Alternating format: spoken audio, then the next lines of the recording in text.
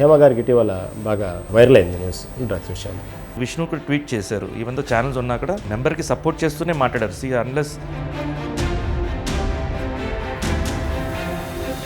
ఇంతవరకు ఏమైనా హేమ గారు స్పందించారా దాని గురించి ఎక్స్ప్లెనేషన్ ఇవ్వటం కానీ మూవీ అసోసియేషన్కి ఏదన్నా? షోకాస్ నోటీస్ పంపించామండి, దానికి ఎక్స్ప్లెనేషన్ రాలేదు.